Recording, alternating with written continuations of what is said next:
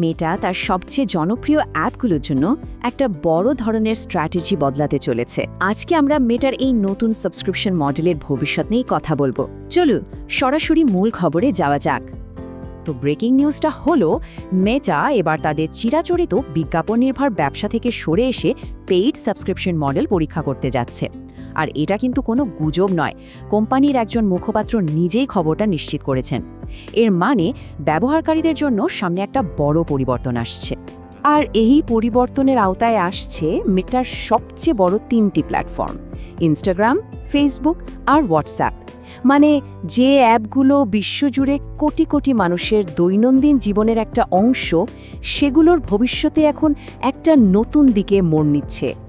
এখন স্বাভাবিকভাবেই প্রশ্ন আসে, এই যে সাবস্ক্রিপশন, এর বিনিময়ে ব্যবহারকারীরা আসলে কি এমন বিশেষ সুবিধা পাবেন? মেটা জানাচ্ছে এর মূল আকর্ষণ হবে বিভিন্ন অ্যাডভান্সড আর এক্সক্লুসিভ ফিচার, যেগুলো সাধারণ ব্যবহারকারীরা পাবেন না। যারা সাবস্ক্রাইব করবেন তারা শুধু উন্নত কিছু ইন অ্যাপ ফিচারই পাবেন না, এর সাথে পাবেন আর্টিফিশিয়াল ইন্টেলিজেন্স বা এআই এর বিশেষ ক্ষমতা। সাথে আরও থাকছে এমন কিছু টুলস যা ব্যবহারকারীর ক্রিয়েটিভিটি আর প্রোডাক্টিভিটি দুটোই বাড়িয়ে তোলার জন্য ডিজাইন করা হয়েছে। এই যে এত এআই ক্ষমতার কথা বলা হচ্ছে, এর পেছনের মূল শক্তিটা কি জানেন? এর মূলে আছে ম্যানেস নামের একটা অত্যন্ত শক্তিশালী এআই এজেন্ট স্যুট।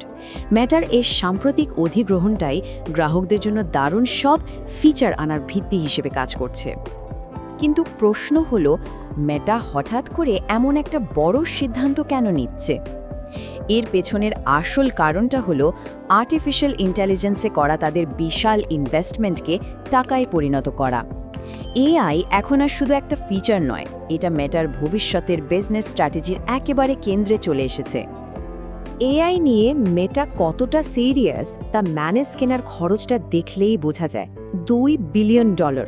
2023 সালের ডিসেম্বরে এই বিশাল অঙ্কের বিনিয়োগই বলে দেয় যে এআই মেটার জন্য কতটা গুরুত্বপূর্ণ একটা বিষয়।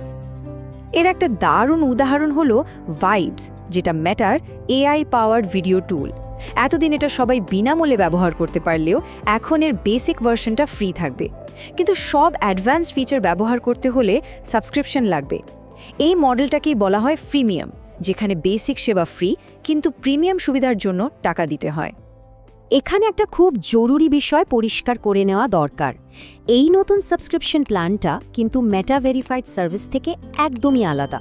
ব্যবহারকারীদের মধ্যে যাতে কোনো রকম বিভ্রান্তি তৈরি না হয়, তাই দুটোর পার্থক্য বোঝাটা খুব জরুরি। দেখুন, দুটোর মধ্যে পার্থক্যটা বেশ পরিষ্কার। মেটা ভেরিফাইড মূলত কন্টেন্ট ক্রিয়েটরদের কথা মাথায় রেখে বানানো, যা তাদের ভেরিফাইড ব্যাজ, অ্যাকাউন্টের সুরক্ষা আর বিশেষ সাপোর্ট দেয়। আর অন্যদিকে এই নতুন এআই সাবস্ক্রিপশনটা হলো সাধারণ সব ব্যবহারীদের জন্য, যার মূল ফোকাস হলো অ্যাপের ফিচার আর এআই ক্ষমতা বাড়ানো। আচ্ছা, তো মেটা এই এত বড় পরিবর্তনটা ঠিক কিভাবে চালু করার কথা ভাবছে? তারা কিন্তু বেশ সাবধানে এগোচ্ছে। চলুন তাদের পরিকল্পনাটা একটু দেখে নিই। মেটা এখানে 3 ধাপের একটা খুব সতর্ক অ্যাপ্রোচ নিচ্ছে। প্রথমে খুব ছোট আকারে পরীক্ষামূলকভাবে এটা লঞ্চ করা হবে। এরপর ব্যবহারকারীদের থেকে অ্যাক্টিভলি ফিডব্যাক নেওয়া হবে, আর সেই মতামতের ওপর ভিত্তি করেই ফাইনাল প্ল্যানে যা যা বদলানোর দরকার তা করা হবে।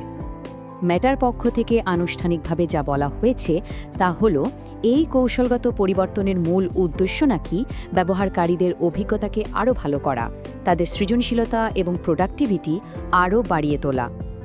মেটার এই পদক্ষেপটা কিন্তু একটা অনেক বড় প্রশ্ন তুলে দিচ্ছে। বিজ্ঞাপনের ওপর নির্ভরতা কমিয়ে সাবস্ক্রিপশনের দিকে যাওয়া, এটাই কি তাহলে সোশ্যাল মিডিয়ার ভবিষ্যৎ হতে চলেছে? এর উত্তরটা একমাত্র সময়ই দিতে পারবে।